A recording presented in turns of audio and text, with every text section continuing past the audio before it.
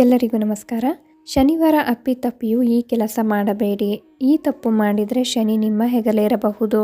ಕೆಲವು ಜನರು ಜ್ಯೋತಿಷ್ಯ ಶಾಸ್ತ್ರದ ಪ್ರಕಾರವೇ ತನ್ನ ದಿನಚರಿಯನ್ನು ನಡೆಸುವುದನ್ನು ನೋಡಿದ್ದೇವೆ. ಇನ್ನು ಶನಿವಾರಕ್ಕೆ ಹಾಗಿದ್ರೆ ಶನಿವಾರದಂದು ನಾವು ಯಾವ ರೀತಿಯ ತಪ್ಪುಗಳನ್ನು ಮಾಡಬಾರದು ಎಂಬುದನ್ನು ತಿಳಿಯೋಣ.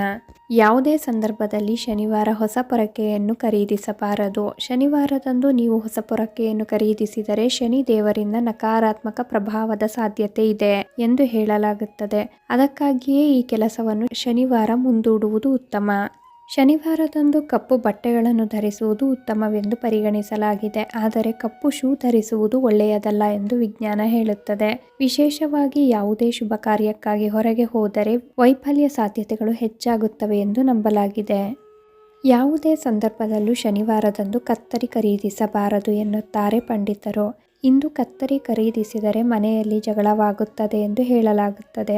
ವೈವಾಹಿಕ ಜೀವನದಲ್ಲಿಯೂ ಸಮಸ್ಯೆಗಳು ಎದುರಾಗುವ ಸಾಧ್ಯತೆ ಇದೆ ಎಂದು ಎಚ್ಚರಿಸಿದ್ದಾರೆ.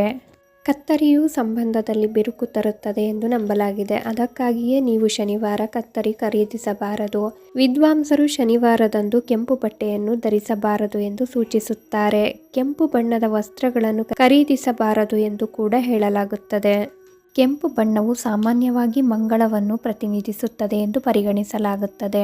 ಮಂಗಳ ಮತ್ತು ಶನಿ ಎರಡೂ ವಿರುದ್ಧ ಗ್ರಹಗಳಾಗಿರುವುದರಿಂದ ತೊಂದರೆಗೆ ಕಾರಣವಾಗುತ್ತದೆ ಎಂದು ನಂಬಲಾಗಿದೆ. ಶನಿವಾರದಂದು ಯಾರಿಗೂ ಉಪ್ಪನ್ನು ದಾನ ಮಾಡಬಾರದು ಎಂದು ತಜ್ಞರು ಹೇಳುತ್ತಾರೆ. ಶನಿವಾರದಂದು ಉಪ್ಪನ್ನು ದಾನ ಮಾಡಿದರೆ ಅಥವಾ ಸ್ವೀಕರಿಸಿದರೆ ಸಾಲಗಾರರಾಗುತ್ತಾರೆ ಎಂದು ನಂಬಲಾಗಿದೆ. ಶನಿವಾರದಂದು ಉಪ್ಪು ಖರೀದಿಸುವುದು ಒಳ್ಳೆಯದಲ್ಲ ಎಂದು ಹೇಳಲಾಗುತ್ತದೆ. ಹೀಗೆ ಮಾಡಿದರೆ ಸಾಲದ ಹೊರೆ ಹೆಚ್ಚುತ್ತದೆ ಎನ್ನುತ್ತಾರೆ. ಶನಿವಾರದಂದು ಕಬ್ಬಿಣದಿಂದ ಮಾಡಿದ ವಸ್ತುಗಳನ್ನು ಖರೀದಿಸುವುದು ಒಳ್ಳೆಯದಲ್ಲ ಎಂದು ಶಾಸ್ತ್ರವು ಹೇಳುತ್ತದೆ. ಶನಿವಾರದಂದು ಇಂತಹ ವಸ್ತುಗಳನ್ನು ಖರೀದಿಸಿದರೆ ಶನಿದೇವರ ಕೋಪಕ್ಕೆ ಗುರಿಯಾಗುತ್ತಾರೆ. ಮನೆಯಲ್ಲಿ ಹೊಸದಾಗಿ ಖರೀದಿಸಿದ ಕಬ್ಬಿಣದ ವಸ್ತುಗಳು ಇದ್ದರೆ ಶನಿವಾರದಂದು ಅವುಗಳನ್ನು ಮೊದಲ ಬಾರಿಗೆ ಬಳಸಬಾರದು ಎಂದು ಹೇಳಲಾಗುತ್ತದೆ. ಶನಿವಾರದಂದು ಸಾಸಿವೆ ಎಣ್ಣೆಯನ್ನು ಖರೀದಿಸಬೇಡಿ ಎಂದು ಜ್ಯೋತಿಷ್ಯ ಶಾಸ್ತ್ರ ಹೇಳುತ್ತದೆ. ಶನಿವಾರದಂದು ಶನಿಗೆ ಎಣ್ಣೆಯನ್ನು ಅರ್ಪಿಸುವುದು ವಾಡಿಕೆ.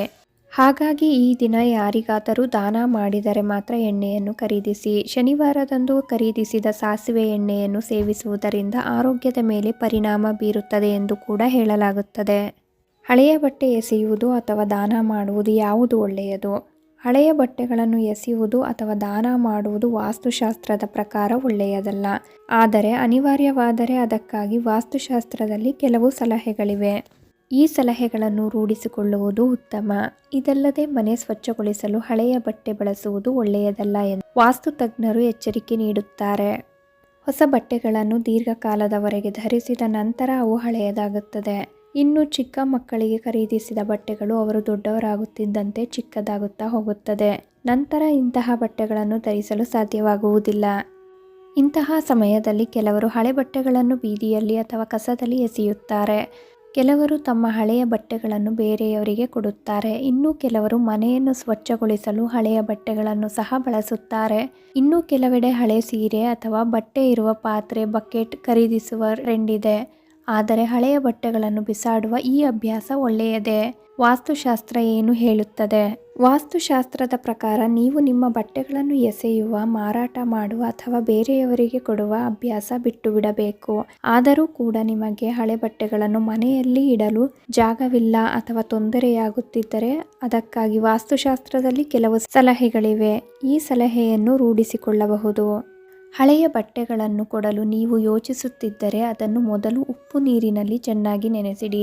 3 ಬಾರಿ ಬಟ್ಟೆಯನ್ನು ಸ್ವಚ್ಛಗೊಳಿಸಿ. ನೀವು ದಾನ ಮಾಡಿದರೆ ಬಹಳ ಒಳ್ಳೆಯದು. ನಿಮ್ಮ ಪ್ರಭೆ, ಶಕ್ತಿ ಬಟ್ಟೆಯಲ್ಲಿ ಇರದಂತೆ ನೀವು ನೋಡಿಕೊಳ್ಳಬೇಕಾಗುತ್ತದೆ.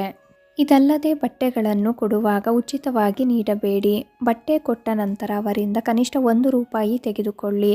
ಇದಲ್ಲದೆ ಬಟ್ಟೆ ಯಾರೂ ತೆಗೆದುಕೊಳ್ಳದಿದ್ದರೆ ಅದನ್ನು ಕಸದ ತೊಟ್ಟಿಗೆ ಎಸೆಯಬೇಡಿ. ಇನ್ನು ಕೆಲವರಿಗೆ ಹಳೆಯ ಬಟ್ಟೆಗಳನ್ನು ಮನೆಯನ್ನು ಸ್ವಚ್ಛಗೊಳಿಸಲು ಬಳಸುವ ಅಭ್ಯಾಸವಿದೆ. ಅಡುಗೆ ಕೋಣೆಯಲ್ಲಿ ಅಥವಾ ನೆಲ ಒರೆಸಲು ಕೆಲವರು ಹಳೆಯ ಬಟ್ಟೆಯನ್ನು ಬಳಸುತ್ತಾರೆ. ಆದರೆ ಇಂತಹ ಅಭ್ಯಾಸ ಮನೆಗೆ ಒಳ್ಳೆಯದಲ್ಲ ಎಂದು ವಾಸ್ತು ತಜ್ಞರು ಸಲಹೆ ನೀಡುತ್ತಾರೆ. ಶನಿವಾರದಂದು ಯಾವ ತಪ್ಪುಗಳನ್ನು ಮಾಡಬಾರದು ಹಾಗೂ ಹಳೆ ಬಟ್ಟೆಗಳನ್ನು ದಾನ ಮಾಡುವಾಗ ಯಾವ ಕ್ರಮವನ್ನು ವಹಿಸಬೇಕು ಎಂದು ತಿಳಿಸುತ್ತಾ ನಾನು ಈ ವಿಡಿಯೋನ ಇಲ್ಲಿಗೆ ಎಂಡ್ ಮಾಡ್ತಿದ್ದೀನಿ. ಈ ಮಾಹಿತಿಗಳು ನಿಮಗೆ ಇಷ್ಟ ಆದರೆ ದಯವಿಟ್ಟು ನಮ್ಮ ಚಾನಲ್ಗೆ ಸಬ್ಸ್ಕ್ರೈಬ್ ಆಗಿ, ಲೈಕ್ ಮಾಡಿ, ಶೇರ್ ಮಾಡಿ, ಹಾಗೆ ಕಮೆಂಟ್ ಮಾಡಿ. ಶ್ರೀಕೃಷ್ಣಾರ್ಪಣಮಸ್ತು.